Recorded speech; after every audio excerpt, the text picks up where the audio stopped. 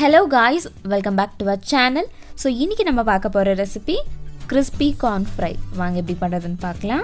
First ஒரு பாத்திரத்துல இந்த மாதிரி தண்ணி சேர்த்துக்கோங்க. தண்ணி இந்த மாதிரி நல்லா கொதிச்சு வந்ததும் இதுல தேவையான அளவுக்கு உப்பு சேர்த்துக்கோங்க. அப்புறம் 2 ஸ்வீட் கார்ன்ல இருந்து அதோட கார்னை மட்டும் இந்த மாதிரி எடுத்து வச்சிருக்கேன். இது வந்து 3 கப் இருக்கும். இப்போ இதுக்குள்ள இத சேர்த்துக்கலாம். சேர்த்துட்டு இது எல்லாத்தையுமே நல்லா கலந்து விட்டுருங்க. இப்போ அதை ஹை ஃப்ளேமில் வச்சு ஒரு 7 நிமிஷம் நல்லா வேக விட்டுக்கோங்க.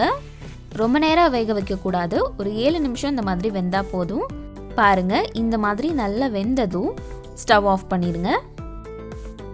இப்போ இதை நம்ம தண்ணி எதுவும் இல்லாமல் நல்லா வடித்து எடுத்துக்கோங்க. இப்போ இந்த தண்ணி வடிகிற வரைக்கும் ஒரு 5 நிமிஷம் இதிலே அப்படியே விட்டுருங்க. இப்போ இந்த கார்ன் நல்லா ட்ரை ஆனதும் இதை ஒரு பவுலில் சேர்த்துக்கோங்க. இந்த கார்ன் வந்து ரொம்ப சொதந்தா இருக்கக்கூடாது, ஆனால் ஓரளவுக்கு ஈரப்பதம் இருந்தால் பரவாயில்ல. அப்புறம் 2 டேபிள் ஸ்பூன் மைதா, 1/2 டீஸ்பூன் மிளகாய்த்தூள், தேவையான அளவுக்கு உப்பு, 3/4 கப் கார்ன்ஃப்ளவர் சேர்க்கணும். நம்ம இதில் ஃபஸ்ட்டு பாதி மட்டும் சேர்த்துக்கலாம். பேலன்ஸ் இருக்கிறத கொஞ்சம் கொஞ்சமாக நல்லா கலந்துட்டு சேர்த்துக்கோங்க. இப்போ இது எல்லாத்தையும் நல்லா கலந்து விட்டுருங்க.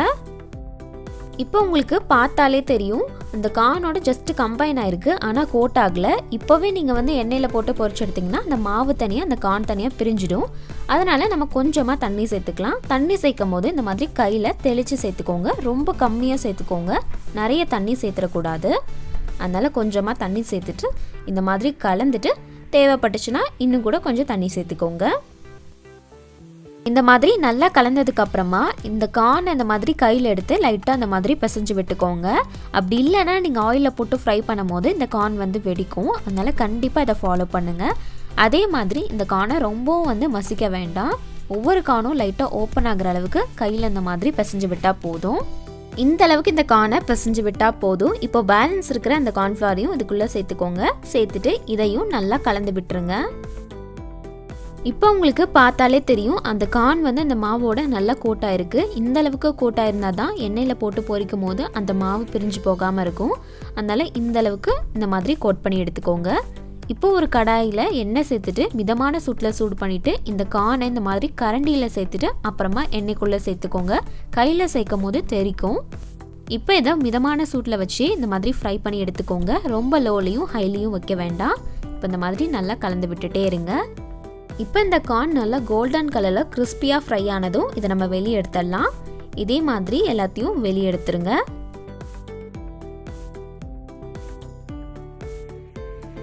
அப்புறம் 1 டீஸ்பூன் மிளகாய்த்தூள், 1/2 டீஸ்பூன் சீரகத்தூள், 1/2 டீஸ்பூன் மிளகுத்தூள், தேவையான அளவுக்கு உப்பு, இது எல்லாத்தையுமே சேர்த்துட்டு நல்லா கலந்து விட்டுக்கோங்க.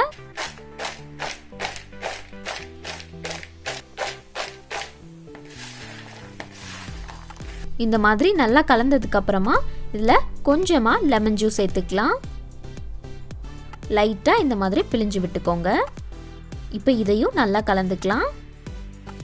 இப்போ ஃபைனலாக கொஞ்சமாக வெங்காயம், அப்புறமா கொஞ்சமாக கொத்தமல்லி சேர்த்துக்கோங்க. கண்டிப்பாக நீங்களும் உங்கள் வீட்டில் இந்த ரெசிபியை மறக்காமல் ட்ரை பண்ணி பாருங்கள். ட்ரை பண்ணி பார்த்துட்டு கமெண்ட் செக்ஷனில் சொல்லுங்கள். உங்களுக்கு இந்த வீடியோ பிடிச்சிருந்தா லைக் பண்ணுங்கள், ஷேர் பண்ணுங்கள் அண்ட் ஆல்சோ சப்ஸ்கிரைபும் பண்ணிவிடுங்க. நெக்ஸ்ட் வீடியோவில் பார்க்கலாம். பாய்.